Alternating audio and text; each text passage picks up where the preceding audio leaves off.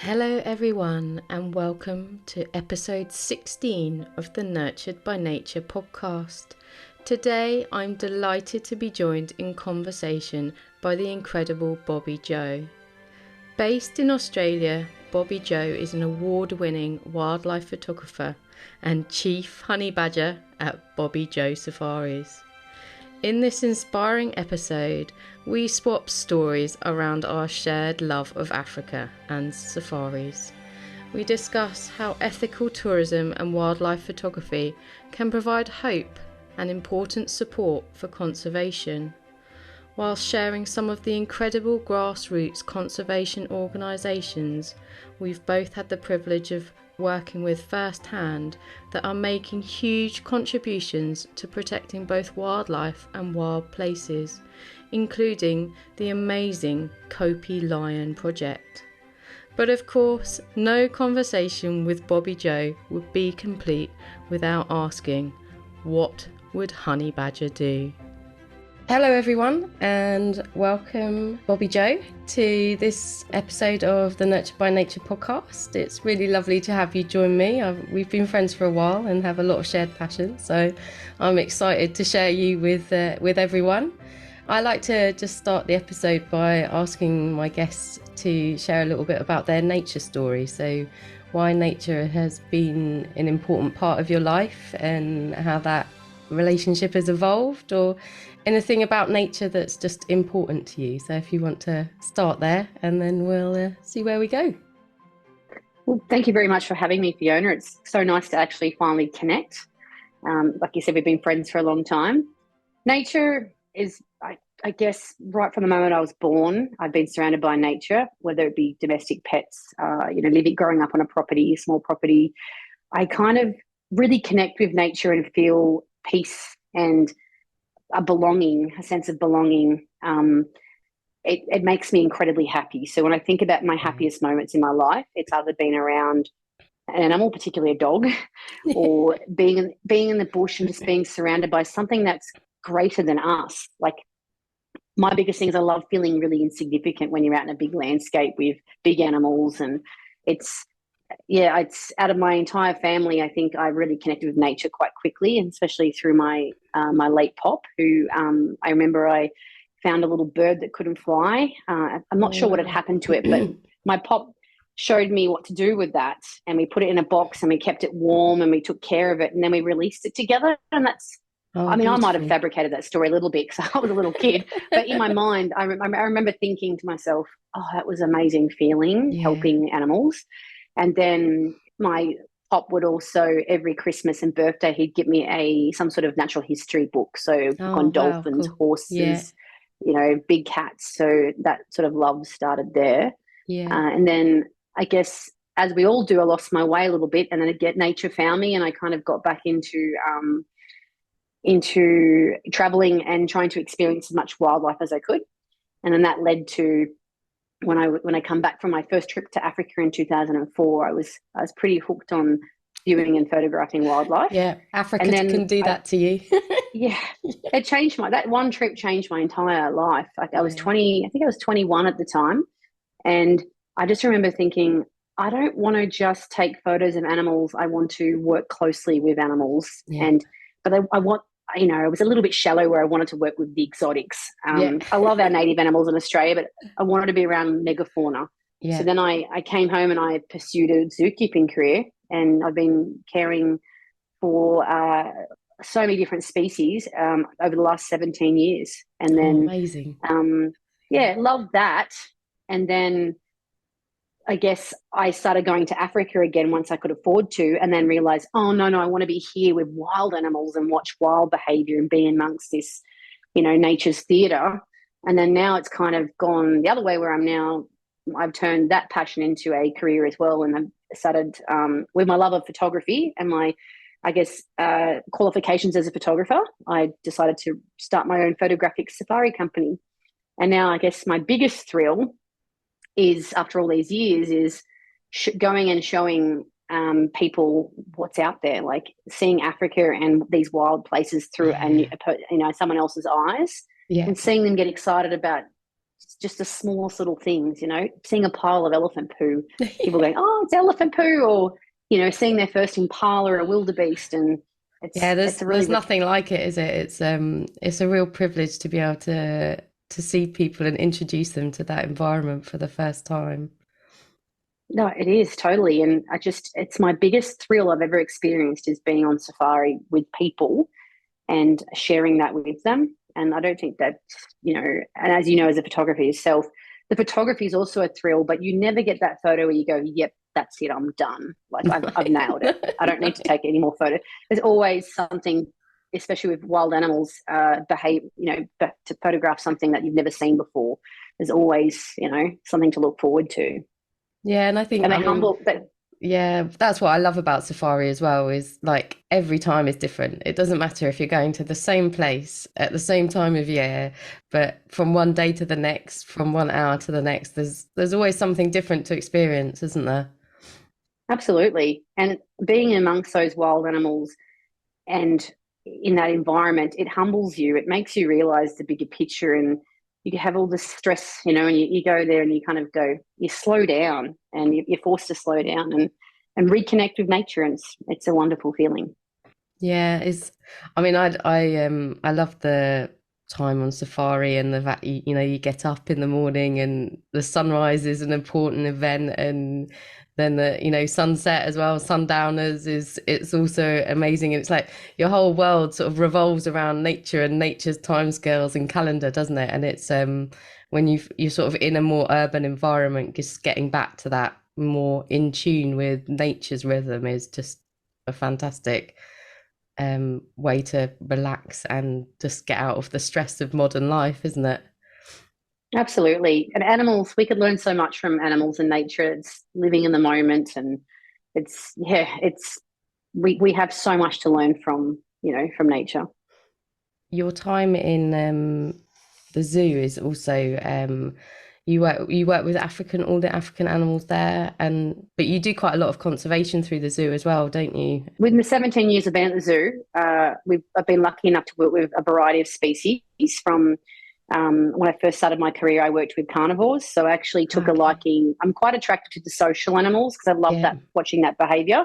So I took a real liking to meerkats, and that was my thing for the first few years: meerkats, red pandas, otters. And then I moved across to elephants. I've spent a bulk of my career working with elephants, and I'm Wow. actually Okay. involved with an elephant project. I've raised a bit of money for elephants. And then, when you're doing zookeeping, you think, no, this is the animal I want to work with. I love this species. But then you learn about a new species and you go, no, this is it. So it's kind of like being in the wild. Every time you learn to be around a new species and learn more about them and spend time with them, it just gets better and better. So in the last couple of years, I've worked closely with white rhinos Oh and wow. have done some fascinating things. I've been kind of trained up our white rhinos to have ultrasounds, which Oh is wow. Okay. challenging because it's through the rectum. So Oh it's been wow. a challenging Yeah. process. So 1 minute I'm on safari, the next minute I'm have my arm inside a rhino's bottom, and then I've also the last 6 months I've worked closely with common hippos, and bongo. Oh Mountain wow. bongo. So, you're working with an animal that is critically endangered. I think there's like between 50 to 100 mountain bongo Oh or gosh. eastern bongo left. Wow. And then I go, no, this is my favorite. So it's really, it's a reinforcing job. And yeah, it's incredible actually. And you just get it. And it makes you, when you go into the wild and you view these animals that you've been caring for, it's really rewarding to see them in the wild and then pass on that intimate knowledge with guests about Yeah. the biology of this animal and its needs when you're looking after it. So it's a lovely balance. The zoo and the safaris is a lovely cohesive relationship that I have. Yeah, I mean, my early experiences, obviously, I was in the UK, so similar to you, no megafauna, and my love for Africa was really fostered by spending time in zoos and seeing these amazing exotic animals and just being like desperate to one day get to Africa to see them in the wild. And they have zoos have this great position to educate people and allow them to become passionate about these animals that they might not experience in any other way. And here we are 2 people who are passionate about the animals and conservation, and without zoos that probably wouldn't be possible, would it? No, and zoos, I mean, just like everything in life, you've got fantastic zoos that are okay, and zoos that probably shouldn't be operating. But zoos have really come a long way. Even since in my last 17 years when I first started, things have changed so much. And we're really pushing for, like, we have a lot of conservation projects just in my own zoo at Western Plains in Dubbo in New South Wales in Australia. We have bred bilbies, and they've been released back into the wild. It's the first time in 100 years they've been in this the Sturt Desert, and we bred those Oh, animals to wow. release. So that's kind of we do natives really well at Dubbo, and we have a whole dedicated area that's almost the same size as a zoo, just for breeding Oh, incredible. bilbies, quolls, a little tiny bird called a plains wanderer, and that's all breed and release. So Oh, wow. that's for me, that's the ultimate goal of a zoo, is to put animals back into the Yeah. wild. Yeah.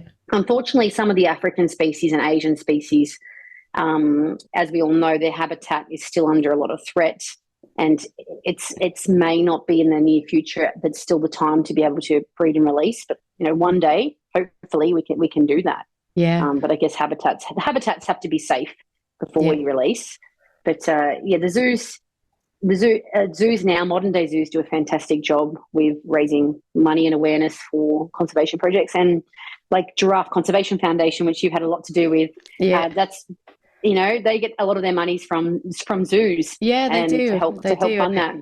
And it's one of the best ways for people to find out about these animals and find out that they're struggling. And I think it's one of the easiest ways for these conservation organisations to reach people who are passionate and enthusiastic about wildlife as well, so they're prepared to support them financially. Because I know it's quite I was quite shocked. I was doing some research the other day, and the amount of money that's actually donated to wildlife and environmental charities is something like only like 5% of the donations in the UK. So yeah, there's quite a smaller pool for these organisations that do incredible work. So yeah, the zoos have really, like you said, really stepped up in the last couple of decades, and what they do now is really contribute to conservation both at home and abroad.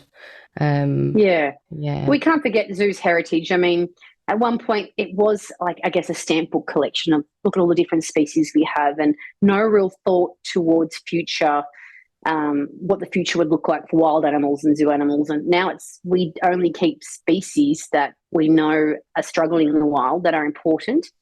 And we phase out species that are just kind of seen as Yeah. showcasing certain species. So at Dubbo, we're renowned for our flagship species is rhino, or black rhino in particular. We have a great black rhino breeding program, Yeah. and hopefully with the future to release maybe one day down the track. But yeah, it's much more strategic now, and with conservation at the front of everybody's Yeah. mind. So Yeah, and I think that's, people have to allow these places the chance to evolve, don't they? And it's like, just because something was done or someone did something like that in the past doesn't mean they can't learn from it and move on and yeah, change and do it better.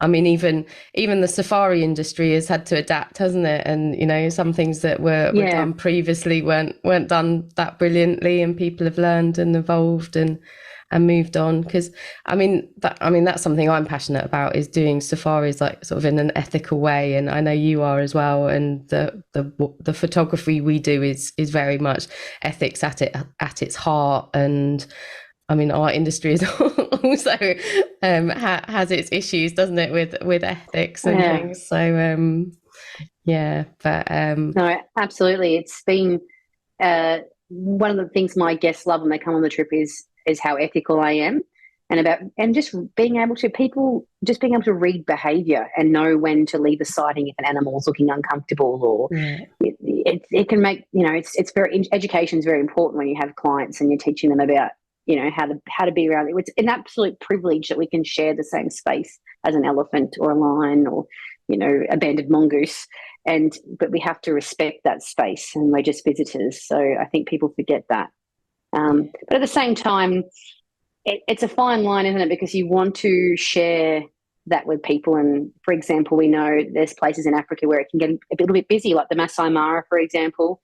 Everyone's there for the same thing. They want to see nature at its best. So it can be, whilst that can be confronting for people to see a lot of people viewing wildlife, it's actually really important for that, for tourism in that area and for saving animals. So it can be, it can be a little bit grey sometimes when you're on safari, but for the most part, I think most of us wildlife photographers are quite ethical. Yeah, that's the thing that people have to remember is, with COVID and everything, the safari industry really struggled, and the safari industry contributes so much to the conservation of the areas that they operate in. And that's one of the, it's the sort of juxtaposition, isn't it, of the climate crisis is you should travel less, but at the same time these places that are reliant on the tourist income and tourist money, if everyone just stopped going there because they were like, oh, I don't want to get on a plane, they would struggle to survive. So I think it's about choosing ethically and sensibly where you go, but also realizing just by visiting you can contribute to conservation and support these areas to remain these lovely wild places for animals to have. Like you touched on habitat earlier, and sort of securing habitat stability for wildlife is really the foundation of any conservation, isn't it? Yeah. It's interesting you mentioned about sort of, I guess, carbon footprint with flying and stuff. And my go-to is, I don't have children, so this is my, if you have one child, it's more than I'll ever make in my carbon footprint. But I had a lot of friends during COVID say, oh, it must be so great for the animals. Like animals must be doing so well in the wild with no one visiting. And it was a bit of a shock to them when I say to them, well, there's no eyes on the ground. And you might have seen one of my posts I did on social media I went to Madagascar recently. Okay. And it was heartbreaking. This is my third safari there with guests, and there's a little place called Corindi. It's on the west coast. It's a sort of a dry deciduous forest. It's quite hot there in the summer, and that's where you can find the fossa. And or pussa, as they say. And it's a great little research sort of project there, and a research camp, and we stay there. It's pretty basic. And for years I've been going there and seeing this breeding pair of fossa there, and they come into the camp. They're quite relaxed around people. So it's one of those catch-22s where, yes, they're around people, but people are really getting a lot out of it and then supporting the research. And it's the place to go to see them. Really healthy population of red-fronted brown lemurs, Varroa sifaka. There's a very special rodent that lives there called the giant jumping rat. Oh, wow. And all these amazing endemic species. Yeah. And when I went there this time, as we're driving into the park, it was on fire. They were clearing land, and it took my breath away. And I was like, said to my guide, "What is happening here?" And he goes, "There's no one here. Like there's not enough people to be employed here to stop this and manage this area, and people are slashing and burning." Got to the camp, and I asked about the fossa straight away, and then they told me that they'd been killed through some people had brought in some hunting dogs into Corindi because people are hungry. People are poaching for bushmeat. Yeah. There's no eyes on the ground because they can't afford to employ rangers or have even the researchers there. So they had come into this place and had decimated the lemur population, and the hunting dogs had killed this family of fossa that were regulars there. I was trying not to cry, actually, to be honest. It was quite confronting, and I was trying to hide that from my guests, but they could tell I was upset. And I spoke to them about it and said, look, this is what's happened, and this has happened during COVID because there's been no tourism. There's no eyes on the ground. There's the world's tiniest lemur, which is the Madame Berth's lemur, has disappeared completely from Corindi through COVID. They haven't spotted it for a couple of years. You're sitting there and you're trying to not be upset and doom and gloom because you're trying to also inspire your guests and want them to care about Madagascar and these wild places. And as we're sitting there, this guy yells out, "Fossa, fossa," and then this young fossa just comes into camp, and she's so timid. And I said, oh my, and I said, look, she hasn't been here for ages, but it's the daughter, the offspring of the female that was Oh, killed by the hunting dogs. And oh, then in the afternoon, a young male turned up. So she'd been bringing her oh, offspring there, and they'd survived, and they were turning up. oh, oh, And wow. I actually had a bit of a cry because I was like, there's hope. There's still hope for Yeah. these animals. There's so, what's that famous saying? I'm probably waffling on now. That famous saying in Like Jurassic not, Park is that life will find a way. Like how these animals are just incredibly resilient. It doesn't mean we shouldn't stop caring, but there's still hope there. There's still amazing wildlife there. And I will continue to, even though it's confronting, taking guests to places you can see that have just been slashed and burned. And yeah, it's very emotional. Like, and yeah, I still choose to take guests into those environments because people need to care and see, okay, this is what my tourist dollar is doing here. It's yeah. helping, Well, I bring mean, people into this area.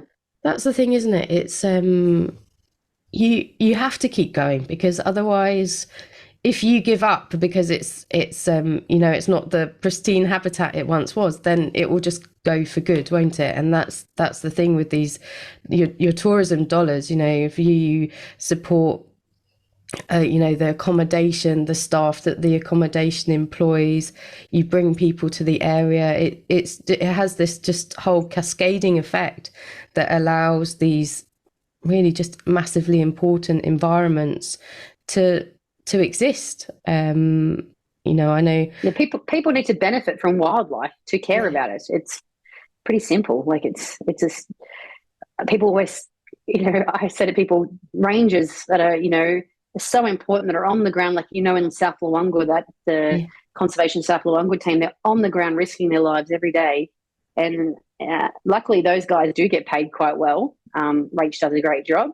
But there's places in Africa where the rangers are out there earning next to nothing to risk their lives every day to save animals. And people yeah. don't really think about that, and that's, it needs to be a job that's probably the highest paid job on the planet, but I it's know not. I know one of the other places that you've been fortunate enough to visit, and it's on my I would love to go is Virunga in Oh, yeah. yeah, with Yeah. the gorillas up there, and the team of staff there is absolutely phenomenal. But following their page on Facebook is a hard thing to do, and because their rangers really are on the front line, and it's quite common, isn't it, sadly, to for them to lose staff in the line of Yeah, duty. Yeah, but but it they is. still keep going. They I still keep fighting the fight. Like, know. yeah, they Virunga are an incredible bunch of people. Like the conservation work they do, and yeah, it's a pretty special place. And yeah, they've struggled. They've had, more downs and ups in recent times. So, but yeah, Yeah, they and bless them, they often have to close for tourism completely, which which is again a double-edged sword, isn't it? Because like you say, like we were just talking about, the tourism dollars help pay the bills, mm, and but it's a yeah, tricky one. I'd love to take people. I'd love to do regular trips to Virunga, but as a, as it's a liability. It's a place that is up and down with it. It's civil unrest there, and it's risky. And I would love to take people there, but you also have to take care of your clients. And yeah. when your government's saying do not travel there, and yeah, Well, it's and one that also I'd love to. it puts at risk the rangers more as well, because unfortunately in Yes, that in certain parts of Africa, tourists are also an attractive target, aren't they? But yes. yeah, um, but the wildlife there is amazing, isn't it? I mean, I love some of your pictures from there. Are some of Oh, my it's the favourites. best.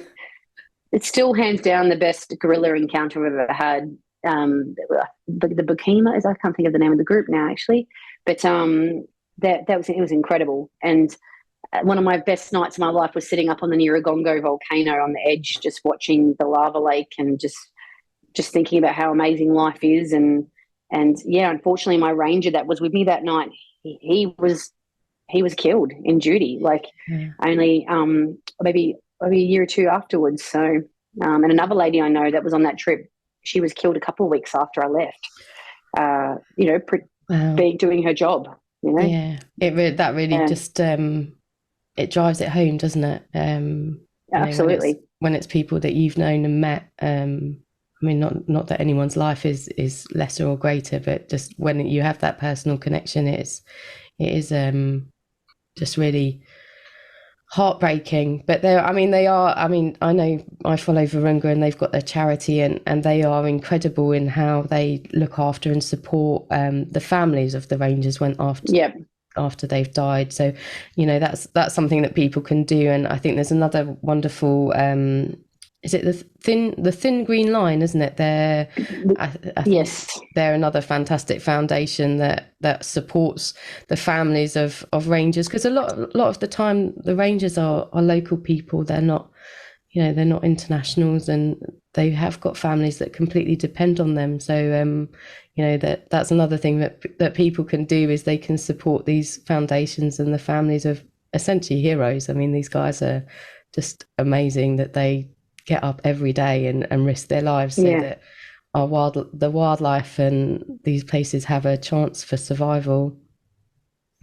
No, they're incredible human beings. They're amazing. They're the best of us, aren't they? Really, they really are. But I mean, that's one of the things I love about you as well, is that you do so much for conservation. So right from the beginning, it's just been ingrained in who you are. And you actually released a fantastic book. Was it Reflections on Elephants? I think it was called, wasn't it? Yeah, Reflections of Elephants. Yeah. Yeah. I'd like to do another one, but it's writing a book is challenging. It was an amazing experience, but working with publishers it's all compromised. So on photos and text, and it was incredible. We raised a fair bit of money for elephants as well. So I would love to do so much more for conservation, but you can only do what you can do. But it's I definitely, my goal. Just recently, someone asked me like about my business. I had a business coach ask me in like, what direction? Why do you want to make money? And I think he was a little bit shocked when I said, I want to make money so I can give it to conservation, but I have to actually pay bills like any other normal human being. And so it's one of those things where it is ingrained in me, and I want to do so much more for conservation, slowly getting there. And because you sort of, when you go to Africa and these places, you see how hard people are doing it and what they're doing. Like I have a really close organisation in Tanzania called Kope Lion that I do a lot of work for. And Ingala, who runs, her name is Mama Simba, which means mother of lions in Swahili. She's living, in secondhand clothes and eating scrap food from local hotels and living a very basic. Which she loves that lifestyle. She's a white Maasai, really, the way she lives. But she's doing all of that because she cares about people and she cares about lions and wildlife, and I just love that. I love when like GCF, for example. No one's into conservation to get rich. No. They're doing it because they genuinely care, and it's lovely. And I love surrounding myself with people like that. But I hope my safaris can take that direction eventually, where I'm hoping to be able to raise a lot more money for conservation into the future. Yeah, but it's amazing. Sometimes I think people sort of get put off a little bit, don't they? They think, well, how does their $5 or $10 or things like make a difference? But actually, when you've got people like you were just mentioning with the Lion Project there, the Kope Lion Project, like, just a little bit of money makes a huge difference to some of these smaller charities. Yeah. And if you can find these wonderful little gems of people and their charities, actually, you can make a huge difference just with a tiny little contribution, can't you? I think the key is to find grassroots projects that don't have overheads and admin fees. They don't have a team. WWF and all those big projects are fantastic, but they have a lot of staff and there's a lot of costs. Like, I'm not saying not to support them, but if you can find yourself a great little project that does fantastic work and doesn't have a lot of bills, and Ingala, like, I know when we go there and our safaris, we donate a couple of $1,000 US dollars as part of that safari, and we get to spend time with the team, learn how to track lions. We get to learn about what the lion guardians or the Ilchukuti get to do, and then our money goes to funding their salary for the year. Yeah. And you kind of go, whoa, is that all they earn? But that's a lot for them, and they're so grateful for it. You think, like, you actually can support a massive part of their project. Yeah, I think small grassroots projects, if people want to really know where their money's going. A close friend of mine, or my business partner, my past business partner, Brad Johnston, he started the Askari Project, which supports the work of Savo Trust in Kenya, so Yeah. mostly elephant-based. And we know when we raise money, we actually that money goes into fueling the aircraft, do their aerial patrols. So people want to know where their money's going. Yeah. So it's good if you can find a project where you know, okay, I'm going into paying this person's salary, or it's going into fuel, it's going into food. Humans have that natural, I guess, we want to know how we're helping. Yeah. That's good for our egos. We want to know, how have I helped this situation? So, yeah. Yeah. And it's the same for photography, like being able to supply imagery to help raise awareness. That's what the importance of wildlife photography and conservation. It's underrated, I think. Like, we do so much promotion of wildlife, and whether that be getting people out there to view wildlife and support, tourism, or from raising funds through making books and prints. It's wildlife photography is very important in conservation.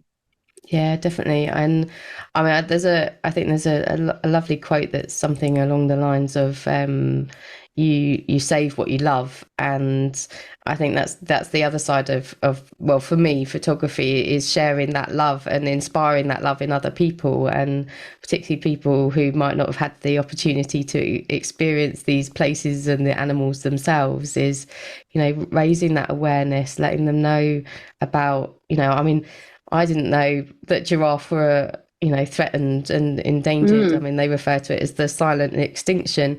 And I mean, there's still, like, how many people just have no idea that these, giraffe are like one of the most iconic animals in the world, aren't they? Like, most people, when you're a kid, it's like G for giraffe. It's kind of like, it's your alphabet, isn't it? And the fact that, they are struggling, and, I think as photographers, we're uniquely placed to sort of bridge that world, aren't we? To share that information whilst also giving people hope and inspiration, and connecting them to these amazing organisations like your Kope Lion Project, that are out there making a difference, because we often have been on the ground, we meet the people, we can see the impact that they're having, and then we can feed that back and sort of channel funds to these grassroots organisations.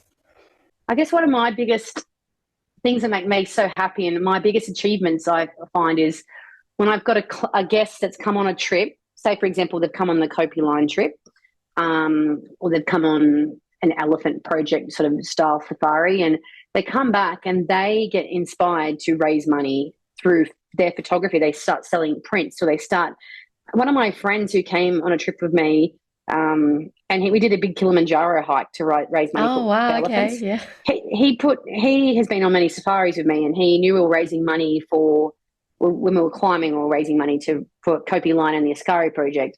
And he is a very shy guy. Like, he's a lovely human, and he can be quite shy and introverted, but he actually put on this massive, beautiful fundraiser in Canberra with, like, fancy wine and cheese. It was like a very sort of sophisticated gathering, and did like an auction of his photos, and he raised like thousands of dollars. Oh, wow. And that makes me just like, I'm like, that's what it's all about right there. When someone comes home and they're inspired to do the smallest thing, like just promote what they've seen and what they've done, and how to protect wildlife. Yeah, and that's the thing, it's the ripple effect, isn't it? I mean, that you gave that one person that opportunity, and then he's come back, and how many people has he reached, and then how many people have they told? And yeah, it's just same as these international, like today's International Zebra Day. Oh, wow. And so it's like, I love, people go, oh, there's always a day for something. I'm like, I think it's great because it raises awareness of species.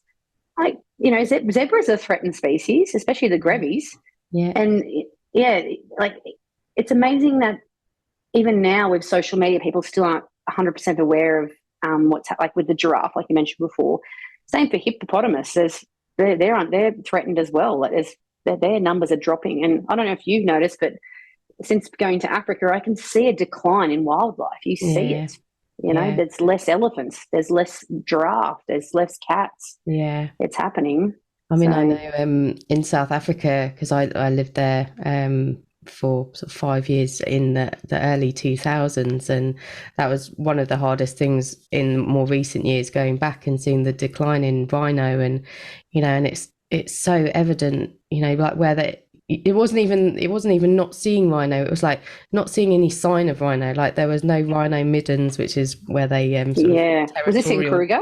Yeah, they had territorial dung and things, and roads that you used to drive, and every couple of 100 meters you'd see a midden, and I would be like driving, and I'd be like, my goodness, there's literally no sign of it at all. And yeah, that really hammered home just just how much of a struggle. I mean, rhino is obviously again, like elephants, they are being killed by elephants for their tusks, rhino for their horn, and that's going out onto the international market. So it's there's different factors, aren't there, for all of these wildlife, what sort of triggering their declines. But it comes back again to what you said right at the beginning with the release from the zoo of your bilbies is securing the habitat. And I think tourism can be a wonderful benefit to that, but also just supporting the people that are protecting the environments, the rangers, and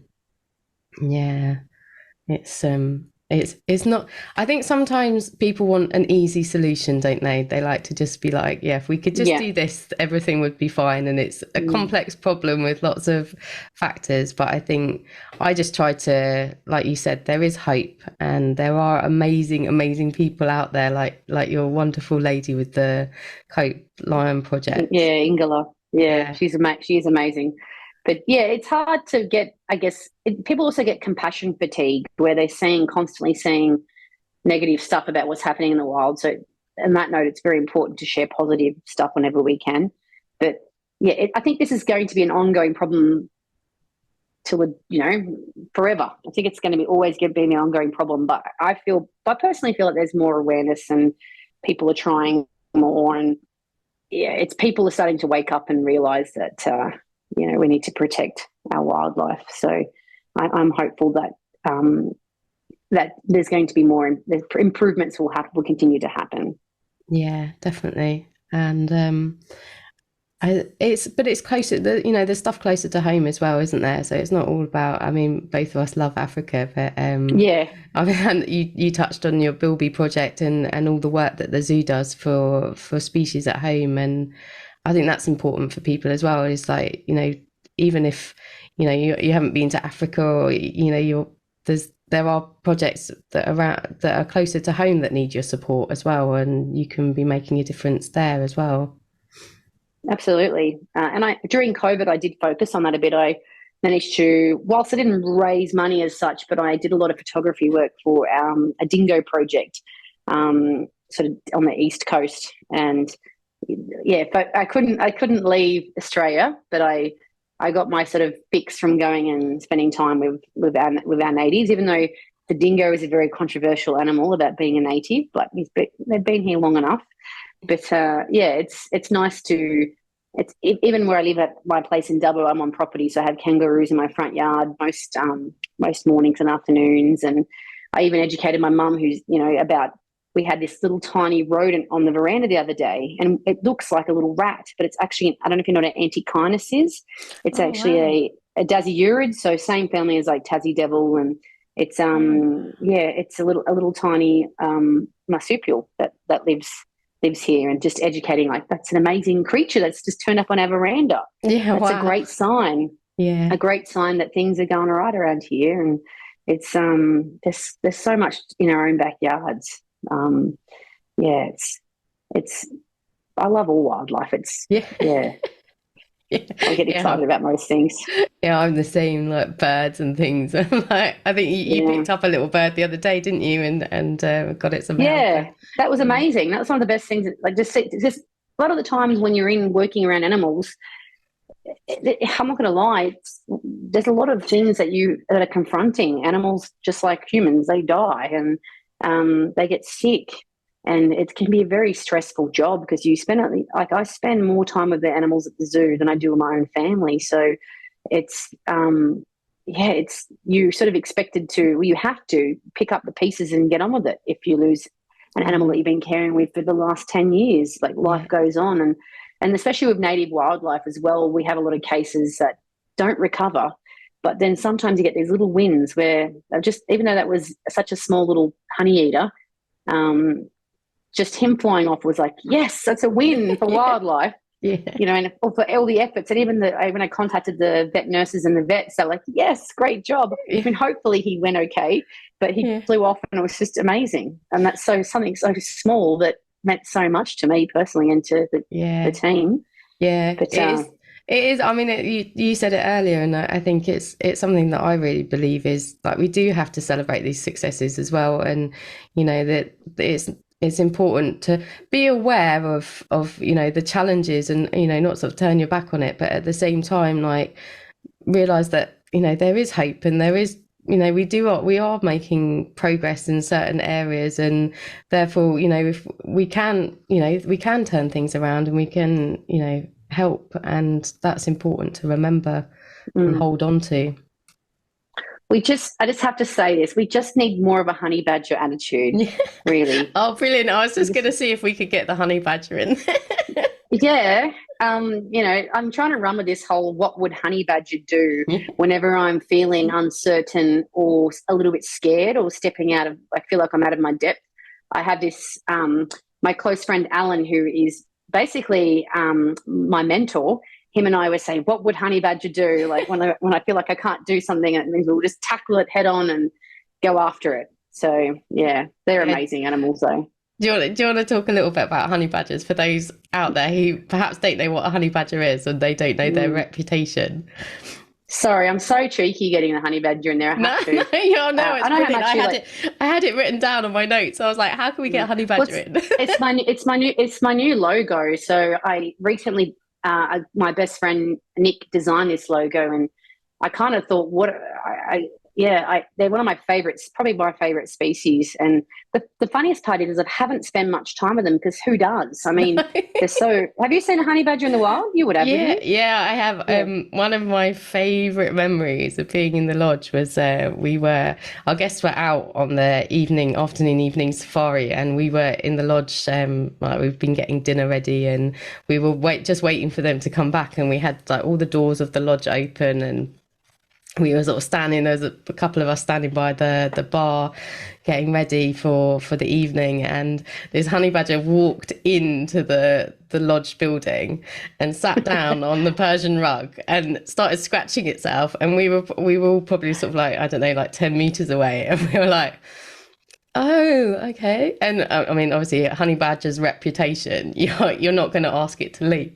And so it's just sat there, and it's sort of having a look around, like, I mean, completely in the middle of like this closed lodge building. It just walked up the pathway and sat down. And then he just got up, sort of shook himself and walked out. It was just fantastic. But yeah, they're amazing. They are incredible. That we used to have a bit of a battle with them to keep them out of, you know, the sort of rubbish and things like that, because they are tenacious. But yeah, that's the thing. You really, if you're going to come across one, it's going to be in a human environment where they've come in to investigate.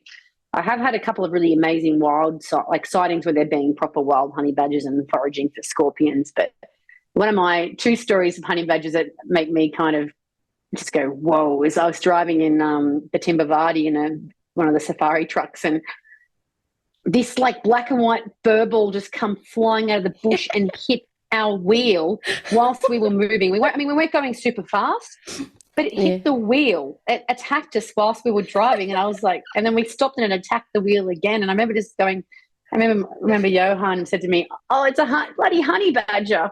And then another time is when you go to, some of my best sightings have been in Etosha, in Namibia, and there's that Camp Halali, and they're everywhere at night time. And I remember following one whilst it was doing its nightly patrol around the different campsites, raiding rubbish bins. Yeah.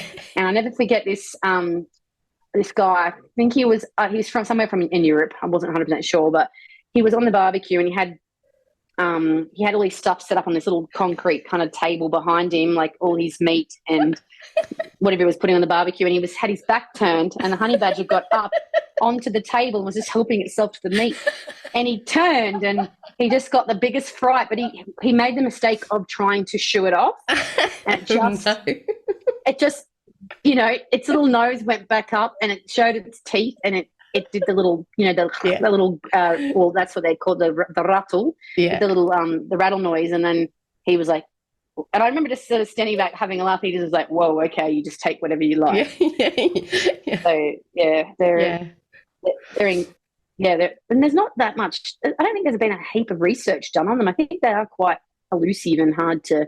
I think most of the research has been done on Stoffels at Maholo Holo.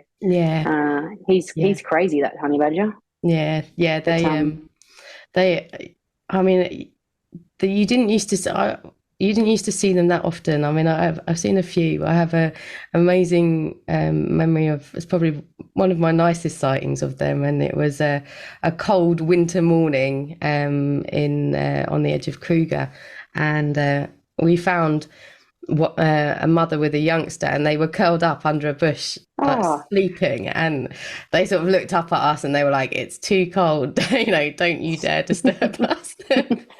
And we were like, okay, no, it's fine. You stay in bed and we'll carry on. But yeah, they're amazing animals, and always just an absolute pleasure to see. But yeah, I love that it's your mascot, and I love that you're like, what would honey badger do? And yeah, I refer to my guests now as honey badgers. We're the honey, like my honey badgers. So it's people, most of my sightings I've had have been with people that haven't known too much about them.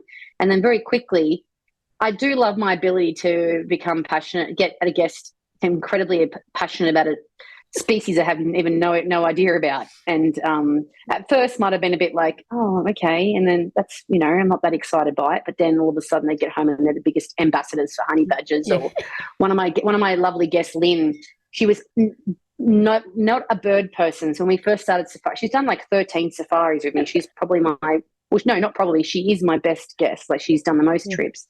And when we first started going safari, she wasn't really into birds. And now she is the biggest twitcher I've ever met. So I recently celebrated my 40th birthday, and she came up to my party and she's in my backyard twitching, looking at birds. And I just think, wow, haven't you changed, Lynn? Yeah. And she also hiked up to 4,500 meters to photograph a snow leopard with me in India. Oh, wow. So, wow. Bless her heart. Wow. She is amazing. What an amazing experience. Oh, yeah. I would encourage all of the people listening to this to I'll share the links, but to head to your website and your Facebook pages to have a good look at your amazing pictures, because you have not just Africa, like you said, you just touched there, the snow leopards, but also India as well. And also like your amazing photography in Australia, the dingoes and some of your conservation work out there. And yeah, you can get lost for hours on your social media enjoying your amazing pictures. But thanks for the kind words. No, well, I love your photography, and you have got a couple of safaris running this year, haven't you, that have still got spaces on? So if anyone's inspired to travel with you, I think is it Tanzania and Namibia you've got spaces to go still? Yeah, so I'm doing a Northern Serengeti trip in late August, and that's quite a different one this time because I'm only taking 4 people. So I recognise the need for having less people sometimes to focus more on your photography, spend, I guess, more time with me working on your photography. And so that's going to be sort of based around hoping to catch up with the wildebeest crossing back and forth between Kenya and Tanzania. So it's a great trip for anyone that wants the chance to see what most people refer to as the migration, but you and I both know migration is a year-round thing. Yeah. It's that crossing where the wildebeest and the zebra are going through the crossing. The crocodiles are there. It's a very intense experience. It's definitely it's a bucket list item. So we'll be focusing on that. And then the other trip I have 2 spaces left on is my Namibia trip in September, October. That's sort of 20, that's probably one of my longer trips, 20 days of sort of the best of Namibia. And that's a great trip for anyone that is not just wholly and solely focused on wildlife, because we're going to cover a lot of landscape. We're going to go to Kolmanskop down near Luderitz, where that's that famous house the deserted diamond mine town where the sand is, the dunes have taken over. Yeah. It's a really eerie place. And then we're going to be going to, doing all the dunes, and then next minute we'll be on the coast in Swakopmund, eating seafood at a fancy German restaurant, then going up to Damaraland. And that's just a trip it's such a diverse place in Namibia, as you know. It's one of my favourite places. Yeah, and, it's incredible. Absolutely incredible, really. An amazing location. Like you say, beautiful, because it combines the opportunity for these incredible landscapes that are literally like out of this world, and like nothing you can experience anywhere else, and also the incredible safaris as well, up in the northern areas. I guess you'll head to Etosha at some point, will you? We'll be doing 5 nights in Etosha. So we've got 2 nights at Okapio, which is you've been to Okapio, I'm sure, with the big beautiful waterhole. Yeah. And then we're doing Halali, and then we do Namatoni in the east. It's going to be an amazing trip. And I love being in Namibia and seeing all those unique animals that are adapted to the desert environment, like elephants and giraffe, and even the mountain zebra over in the west of Etosha. So it's 2 spots left in that one. So come join me; it'll be great. Yeah, brilliant. Well, I'd encourage anyone who's considering a trip to go and check you out. And like we were talking earlier, how important tourism is to these regions. So you can sort of you can travel guilt-free as well, knowing that you're supporting conservation. Well, it's been fantastic talking with you, Bobby-Jo. I don't know, is there anything, a last sort of minute message that you'd like to share with anyone about conservation or photography, or just anything? I guess don't be intimidated by any of it. Get out. Like, life is so short. Just get out there and experience wild locations. And if you're nervous about joining a photographic safari, don't be. I teach people how to get amazing photos on their phones. The best camera is the one you have with you. You don't have to be experienced. You will gain so much from just enjoying. Photo safaris are a better way to. I am biased, but you slow down, you enjoy the small things. And when you're focusing on the small things, the bigger things, they pop up. So, get out there and support people, local people, and conservation in these areas. It's, you won't regret it. Yeah, perfect. Oh, brilliant. Well, thank you so much for your time today. It's been lovely, a lovely journey of discussion and sharing memories. And I really enjoyed it. So thank you so much. Yeah, I did too. Thank you so much for having me. My pleasure. Thank you so much for listening to the Nurtured by Nature podcast. I truly hope this conversation has brought some hope and inspiration into your life. I would love to have these messages ripple out across the world. So if you can, please share this episode with your friends, leave a review on your favourite podcast player, and make sure you subscribe so you don't miss the next episode.